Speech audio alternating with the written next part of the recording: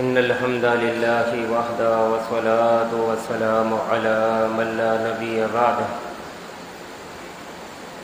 فأعوذ بالله السميع العليم من الشيطان الرجيم بسم الله الرحمن الرحيم وَلَقَدْ نَصَرَكُمُ اللَّهُ بِبَدْرٍ وَأَنْتُمْ أَذِلَّةٌ۔ ہر قسم کی حمد و ثنا، بزرگی اور بڑائی اللہ رب العالمین احکم الحاکمین کے لیے ہے، اور لاتعداد انگنت بے شمار درود و سلام کی برکھا ہمیشہ نازل ہوتی رہے امام الانبیاء کونین کے تاجدار محمد الرسول اللہ صلی اللہ علیہ وآلہ وسلم کی ذات عالی شان پر۔ الحمدللہ ادارہ فروغ قرآن و سنت میں آپ غزوہ بدر کانفرنس کے عنوان سے جو پروگرام منعقد کیا گیا ہے اس میں تشریف لائے ہیں۔ آپ کا یہاں آنا اس نیک بابرکت محفل میں، جہاں اللہ رب العالمین نبی مکرم علیہ الصلاۃ والسلام اور صحابہ کرام رضوان اللہ علیہم اجمعین کی سیرت پاک کے تذکرے ہو رہے ہیں، اللہ کی وحدانیت کا تذکرہ ہو رہا ہے۔ ہم سب کا یہاں آنا اللہ رب العالمین اپنی بارگاہ میں قبول و مقبول فرمائے۔ بلا شبہ رمضان المبارک کا مہینہ اور اس کی ہر گھڑی اور ہر لمحہ نہایت ہی خیر و برکت کا حامل ہے۔ اس میں اللہ رب العالمین کی خاص کرم نوازی ہے، خاص اہتمام ہے، اور اللہ رب العالمین کی جناب سے برکتیں اور رحمتیں نازل ہوتی ہیں۔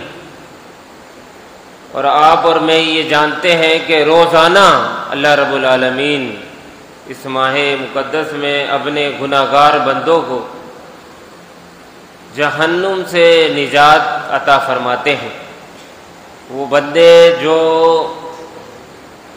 اپنے رب سے تعلق پیدا کرتے ہیں، اپنے پروردگار سے ان کی محبت بڑھ جاتی ہے،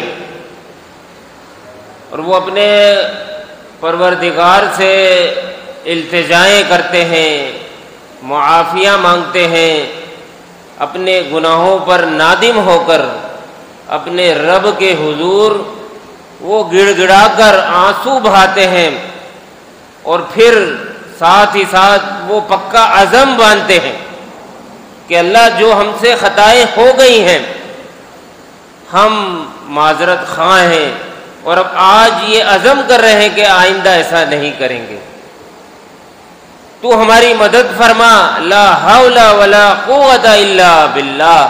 اس کا ورد کرتے رہتے ہیں۔ یہ عقیدے کا اظہار ہے کہ اللہ ہم تیری توفیق سے بغیر کچھ بھی نہیں کر سکتے، نہ نیکی کرنے کی ہم میں طاقت ہے، نہ برائیوں سے بچنے کی ہم میں کوئی قوت ہے، الا باللہ، ہاں اگر تو ہمیں توفیق عنایت فرما دے۔ ہم تجھ سے مانگتے ہیں، ہم تجھ سے التجا کرتے ہیں کہ تو ہمیں عنایت فرما جو ہم مانگ رہے ہیں۔ تو یقیناً اللہ ایسے بندوں کو، اللہ رب العالمین ان کی دعائیں نہ صرف قبول کرتا ہے بلکہ ان الحسنات یذہبن السیئات، کہ اس کے جو نیکیاں ہیں وہ اس کے گناہوں کے خاتمے کا سبب بن جاتی ہیں، جڑ سے خاتمہ ہو جاتا ہے، اور اللہ رب العالمین اپنے ان بندوں سے راضی ہو کر انہیں جہنم سے نجات عطا فرما دیتے ہیں۔ تو یہ وہ مقدس مہینہ ہے اور ہم اس ماہ مقدس میں عظیم الشان معرکہ غزوہ بدر کے حوالے سے کچھ باتیں کرنے کے لیے، اپنے عزائم کو دوبارہ سے زندہ اور جاوید اور بیدار کرنے کے لیے کہ آج پھر ہم میں وہ جذبہ پیدا ہو جائے، وہ تڑپ پیدا ہو جائے، وہ لگن پیدا ہو جائے کہ آج پھر ہم 313 کی صورت میں میدان میں نکلے، باطل قوتوں سے ٹکرائے، اللہ کی مدد آئے اور کامیابی ہمارا مقدر بن جائے۔ یہ کشمیر، یہ فلسطین، یہ شام، یہ ایران، یہ عراق، جہاں جہاں بھی مسلمان آج کمزور ہیں، پریشان ہیں، مار کھا رہے ہیں، اس کی وجہ یہ ہے کہ ہم نے اس بدر کے پیغام کو بھلا دیا۔ مسلمانوں نے آج اپنے صحابہ کی روایات کو فراموش کر دیا،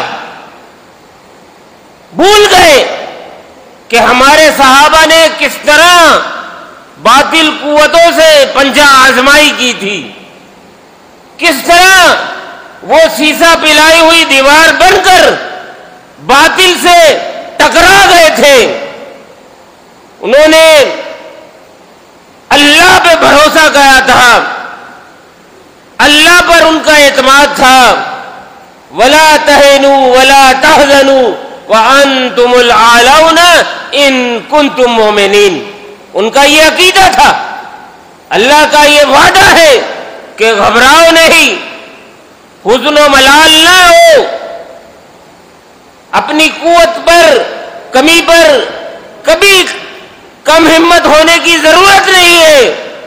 اگر تم پکے سچے مومن ہو تو اللہ تمہیں اعلاؤن غلبہ عطا فرمائے گا، اللہ تمہیں کامیابی نصیب کرے گا،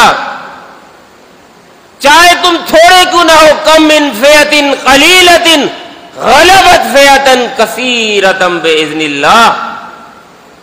بارہا اس چشم فلک نے، اس سرزمین نے، اس آسمان نے بارہا مرتبہ ایسے واقعات اپنی آنکھوں سے دیکھے کہ بڑی محدود، بڑی کمزور جماعت ہوتی ہے، لیکن اللہ کے حکم سے وہ اپنے سے کئی گنا زیادہ طاقتور جماعت پر غالب آ جاتی ہے۔ آج مسلمان حکومتیں وہ یہ کہتی ہیں، اس کے حکمران، کہ ہم کمزور ہیں، ہمارے پاس حربی اسلحے کی قوت نہیں ہے، ہم کس طرح اسرائیل کا مقابلہ کریں، ہم کس طرح شام میں بشار الاسد کا مقابلہ کریں، ہم کس طرح کشمیر میں ہندو بلیے کا مقابلہ کریں۔ آج ہماری مسلمان ریاستوں کی فوجیں، لاکھوں حربی قوت آج کم ہمتی کا، پس مردگی کا اور بزدلی کا شاہکار بنی ہوئی ہے۔ وگرنہ اگر انہیں اپنے اسلام کی تاریخ کا علم ہوتا، آپ اپنے رب کے قرآن پر اور رسول اللہ صلی اللہ علیہ وسلم کے فرمان پر یقین ہوتا تو پھر یہ کبھی نہیں گھبراتے،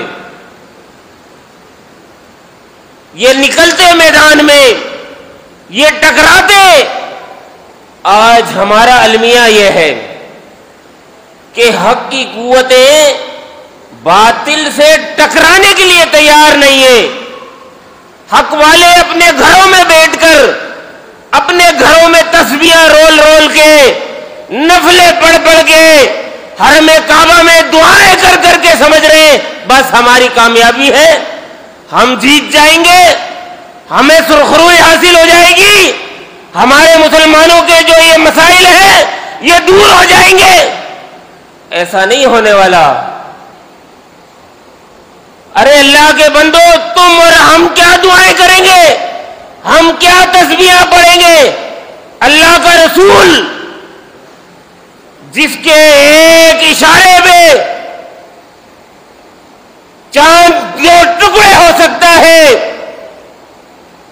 جس کے ایک حکم پر ملک الجبال آ کر بستی کو تہس نہس کرنے کے لیے طائف کے میدان میں تیار ہو سکتا ہے، کیا وہ اللہ کے رسول کیا وہ دعائیں کر کے وہ صحابہ کرام کو کرب و اذیت اور ہجرت اور قربانیوں کے اس مراحل سے بچا نہیں سکتے تھے؟ لیکن اللہ کے رسول نے تا قیامت مسلمانوں کے لیے یہ سنت چھوڑی ہے کہ آپ صرف دعاؤں پہ انحصار نہیں کرنا، آپ نے اپنے وسائل پر انحصار نہیں کرنا، آپ نے اپنے قوت بازو پر انحصار نہیں کرنا، آپ نے بھروسہ کرنا ہے، آپ نے انحصار کرنا ہے، آپ نے یقین کرنا ہے تو اللہ کی مدد پر، اللہ کی نصرت پر، اللہ کی تائید پر آپ نے بھروسہ کرنا ہے اور اس عزم کے ساتھ اور اس یقین کے ساتھ میدان میں نکلنا ہے۔ آج بھی آپ اپنے معاشرے میں باطل جو قوتیں ہیں، شرک کی قوتیں ہیں، بدعات کی قوتیں ہیں، خرافات کے جو عناصر ہیں، آپ صرف ان کو صرف پیار سے، محبت سے، ہیں جی، صرف ان کو نصیحتیں کرتے رہیں گے۔ آج پاکستان کو بنے ہوئے 70-75 سال ہو گئے، آپ صرف ہمارے اہل علم صرف نصیحتوں پہ گزارا کر رہے ہیں۔ ان کے سامنے معرکہ بدر، غزوہ احد، غزوہ خندق، یہ قربانیوں کی داستانیں موجود نہیں ہے کہ کم ہوتے ہوئے، کمزور ہوتے ہوئے نکل کھڑے ہوئے اللہ کے دین کے لیے، انہوں نے قربانیاں دی ہیں، جانوں کے نذرانے دیے ہیں۔ ہم دعائیں تو بہت کرتے ہیں، یا اللہ شہادت کی موت نصیب کر پا، لیکن شہادت کے راستے پہ جاتے ہوئے پسینے آتے ہیں، چھکے چھوٹتے ہیں، کہاں گیا ایمان؟ کہاں گیا وہ تقویٰ؟ وہ جو تم نے کوٹ کوٹ کے بھرا ہے سالہ سال سے، یا پھر اپنے آپ کو دھوکہ دیا ہے یا خوش فریبی میں مبتلا ہے؟ نکلیے، یہ خوش فہمیوں کے جو جال بنے ہوئے ہیں ہم نے اپنے آپ کو وہ سمجھا ہوا ہے کہ جناب ہم تو توحید پرست ہیں، اور جی کامیابی تو ہمارے چوکھٹ کی دہلیز کی باندھی ہے، یہ تو ہمارے آگے سر یہاں پہ پانی بہتی ہے، اور محنت تو جی دوسروں نے کرنی ہے۔